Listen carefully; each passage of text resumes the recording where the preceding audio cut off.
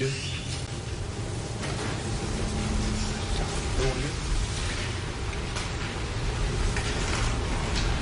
Good afternoon. We scheduled this press conference because we thought that it's important to update our community on the progress of the investigation, number one, and where we're at this point and what we know. So to start this update, we'll add that we had an additional victim overnight. There was a 70-year-old female who had been struck by shrapnel while in her car.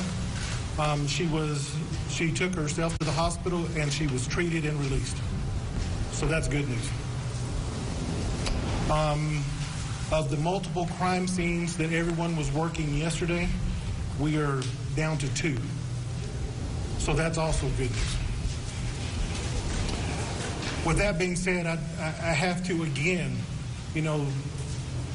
thank all the local law enforcement, the state officials and the federal officials that came. The resources that have been made available to us is just astronomical and just absolutely appreciated. We also appreciate all the thoughts and prayers from our West Texas community, from the state of Texas and from the United States.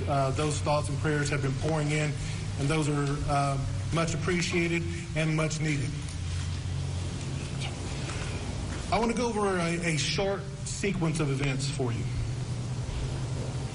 A few additional facts that we've learned. So Saturday morning, our suspect went to work at Journey Oilfield Service. He was there for a short time and was terminated by his employer.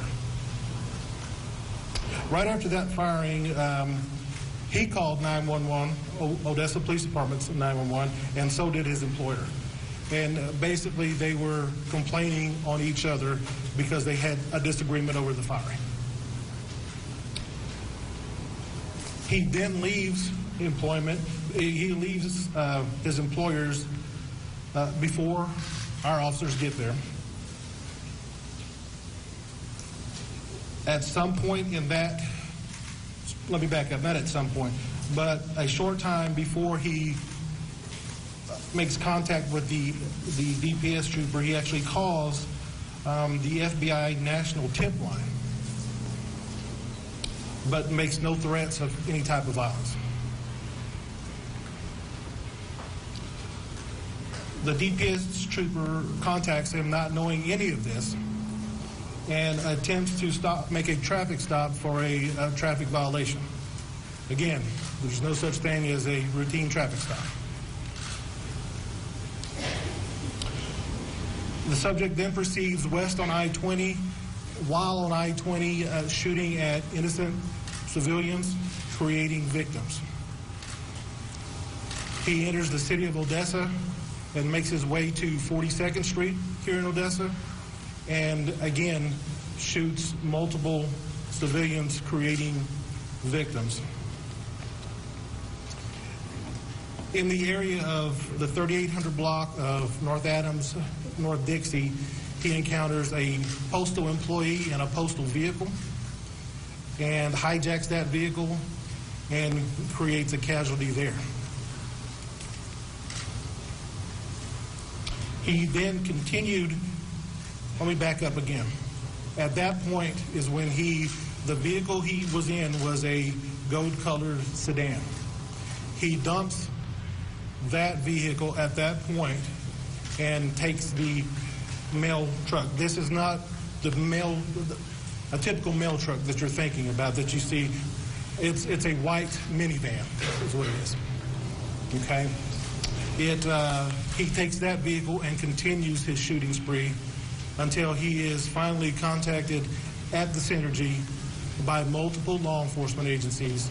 An exchange of gunfire does ensue, and the threat is eliminated at that point.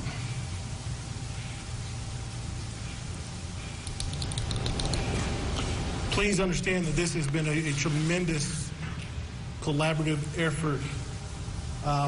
The initial response, number one, by several law enforcement agencies, and obviously you see the number of local, state, and federal agencies here now, and that's, again, awesome.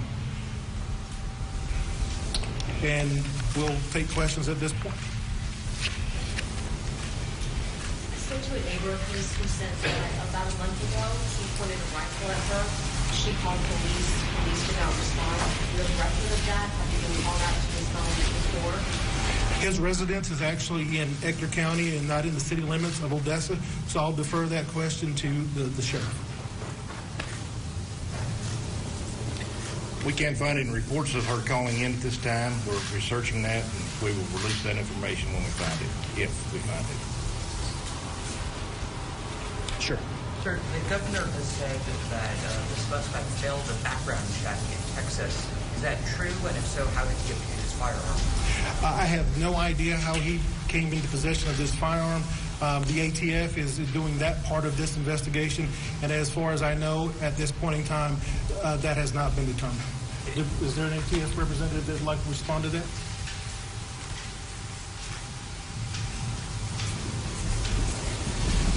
ATF, in partnership with the FBI, DPS, and all the other federal and local agencies, are aggressively following up on the source of the supply for the firearm on this.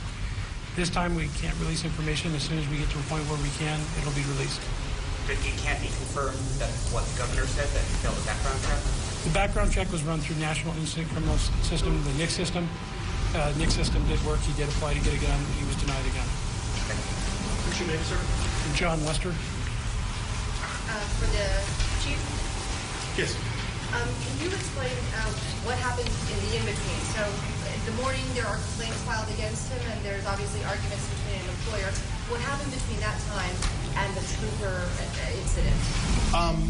There are reports of people citing him with a handgun, with a rifle.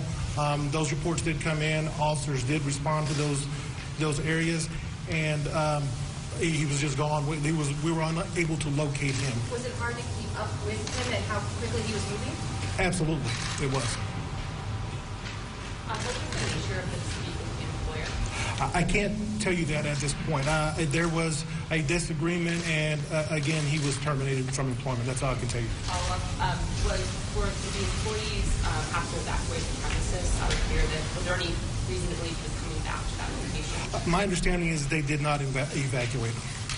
Following up on that, how long was he employed by this person that had fired him? And was he fired from a previous position within the past few weeks or months? I don't have that information for you right now, but we will follow up with that and get that to you.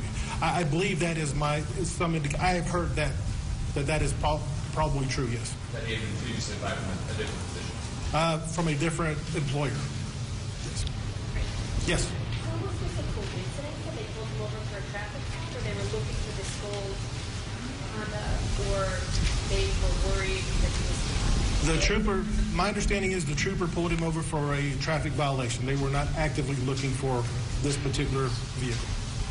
Chief, right over here. Yes.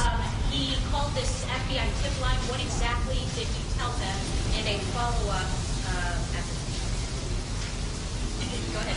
I'll let FBI take that. Sure. He called the national tip line about 15 minutes before his encounter with the troopers. It was, frankly, rambling statements about some of the atrocities that he felt that he had gone through. He did not make a threat during that phone call. He ended that phone call.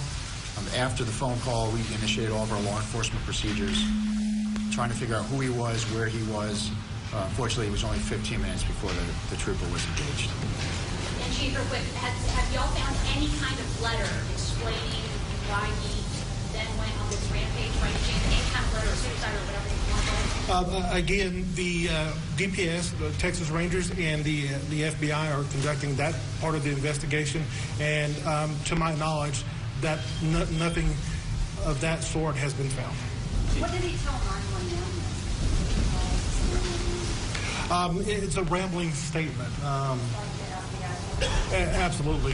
He rambled a lot in all of his contacts. And no threats? No threats. Chief, when the suspect pulled into the vicinity, were officers already on that location? And how long was it from the time that he pulled in until the gunfire was exchanged? That's part of the ongoing investigation, and I would say it was a very short amount of time from the time he pulled in there till the gunfire exchange, but it's still, that's some information there that is still being sorted through. Chief, if the suspect had a criminal history, can you tell us about that? Can you tell us whether that would have stopped him from owning a firearm?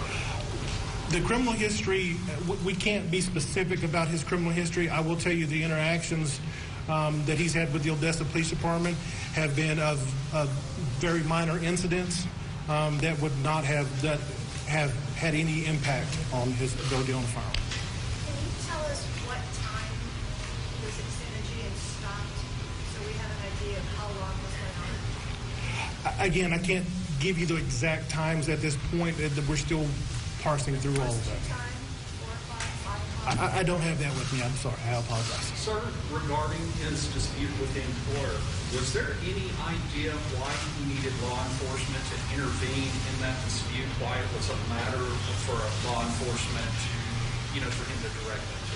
Well, obviously, and I can't speak to his motives why he called, but we commonly field calls that are not of a law enforcement nature, that are of a peacekeeping nature between neighbors, between co-workers, that sort of thing, where we just step in and calm the situation down. Blessed are the peacemakers, right? Yes. We've got time for about 3 more questions. So give us 1 minute. We're going to take them by the showing of hands. We'll go with number 1 in the green shirt, number 2 back here, and number 3 in the blue shirt. Number 1, go ahead. All right, Chief, yesterday you spoke about how this is a multi-agency effort. Yes. There are some concerns that there might have been some issues with sharing information. Could you address that?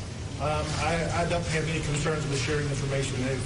I don't know where that came from, but that didn't come from me, so I've had no issues with that. Where did that come from? We were just told that there were some issues with the encrypted reports and sharing information, so between Odessa and Midland. I have had no issues. Was there a BOLO issue? And was information shared? I think what she was trying to say was when listening to the scanner recordings after they were released, I think there was some trouble communicating with NPD and OP, maybe because of the encrypted messages that were in there. Do you guys ever plan on maybe sharing your radio stream at all? It's funny that you ask.